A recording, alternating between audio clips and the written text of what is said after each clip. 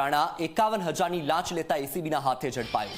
વીજ કનેક્શન માટે ચેતન રાણાએ લાંચ માંગી હતી તો વધુ એકવાર લાંચિયો કર્મચારી ઝડપાયો છે।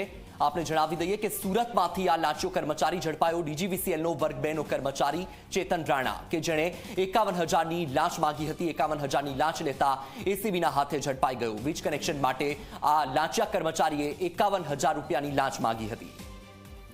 વધુ માહિતી મેળવીએ સંવાદદાતા ચેતન પાસેથી। ચેતન, વધુ એકવાર લાંચિયો કર્મચારી ઝડપાયો, ડીજીવીસીએલનો કર્મચારી કે જેણે 51,000ની લાંચ માંગી હતી, શું માહિતી?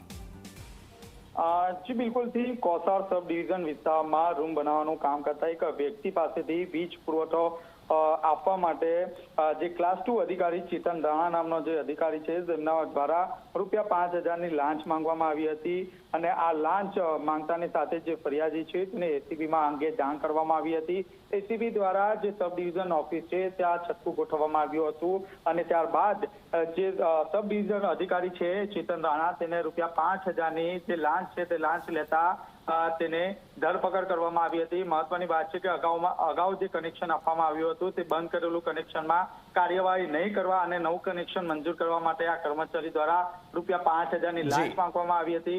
હાલ તો એસીબી દ્વારા આ જે લાંચિયા અધિકારી છે તેની ધરપકડ કરી છે અને કોર્ટમાં રજૂ કરી રિમાન્ડની કામગીરી હાથ ધરી છે।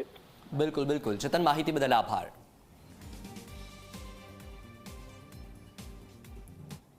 વાત કરીએ ગીર સોમનાથના ઉનામાં મોબાઈલમાં બ્લાસ્ટ થયો। અચાનક જ મોબાઈલમાં બ્લાસ્ટ થવાની ઘટના